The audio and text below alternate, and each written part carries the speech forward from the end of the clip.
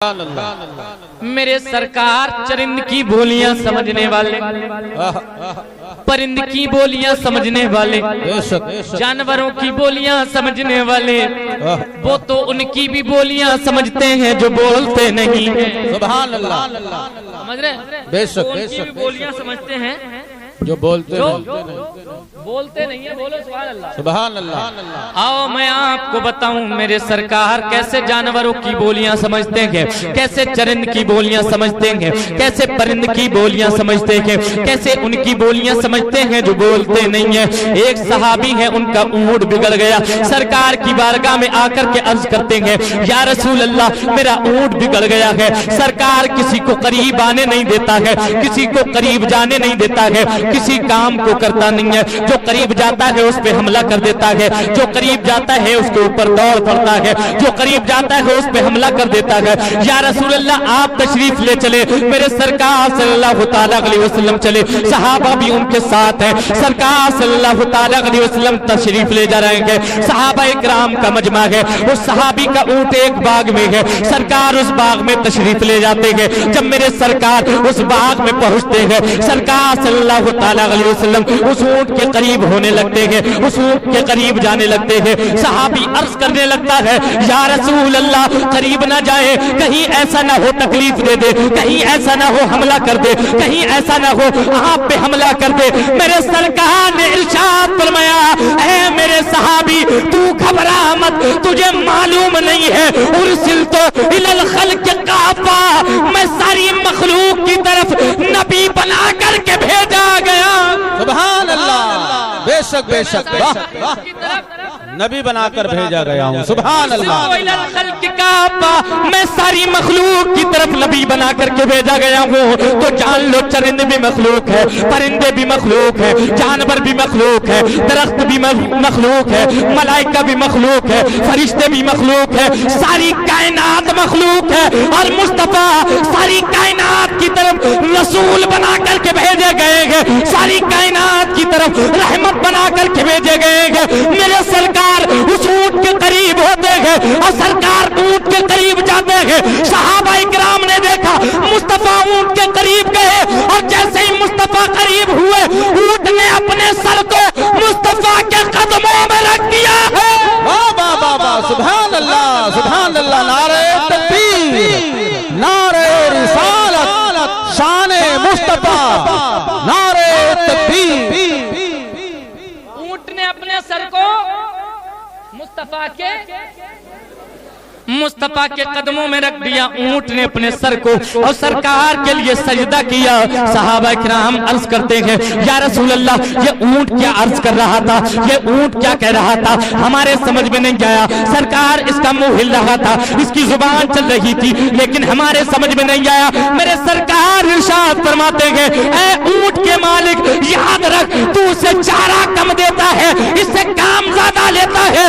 یہ اونٹ مجھ سے کہہ رہا ہے کہ میرے مالک کو حکم دو یا مجھے چارہ زیادہ دیا کرے، اس کے بعد کام لیا کرے۔ میرے سرکار تو وہ ہے جو اونٹ کی بھی بولیاں سمجھ رہے ہیں، جو چرند کی بھی بولیاں سمجھ رہے ہیں، جو پرند کی بھی بولیاں سمجھ رہے ہیں۔ اور جب میرے سرکار صلی اللہ تعالیٰ علیہ وسلم میرے سرکار صلی اللہ تعالیٰ علیہ وسلم سے اونٹ یہ عرض کرتا ہے، حضرت ابو بکر دیکھتے ہیں سرکار کی بارگاہ میں اونٹ نے سجدہ کیا، سجدہ کیا۔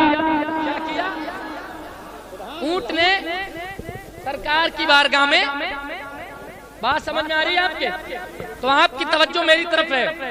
اونٹ نے سرکار کی بارگاہ میں سجدہ کیا اور سرکار کے قدموں میں آپ کے قدموں میں سر رکھ دیا۔ حضرت ابو بکر عرض کرتے ہیں یا رسول اللہ اونٹ آپ کو سجدہ کرتا ہے، یا رسول اللہ بکریاں آپ کو سجدہ کرتی ہیں، یا رسول اللہ پتھر آپ کو سلام کرتے ہیں، یا رسول اللہ درخت آ کر کے آپ کو سجدہ کرتے ہیں، یا رسول اللہ یہ جانور ہیں ان کو عقل نہیں ہے، یہ جانور ہیں ان کو سمجھ نہیں ہے، یہ جانور ہیں ان کو قوت گویائی نہیں ہے، یہ جانور ہیں ان کو عقل و دانش نہیں ہے۔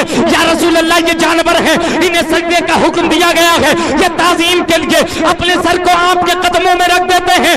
یا رسول اللہ ہم تو انسان ہیں، ہمیں سجدے کا حکم دیا جائے، ہم آپ کے لیے سجدے تعظیم کریں۔ میرے سرکار نے ارشاد فرمایا اے ابو بکر سن لو، اللہ کے علاوہ کسی کو سجدہ کرنا جائز نہیں ہے۔ اگر خدا सिवा किसी को सजदा करना जायज होता तो मैं औरत को हुक्म देता कि वो अपने शौहर को सजदा किया। मैं औरत को हुक्म देता कि वो अपने शौहर को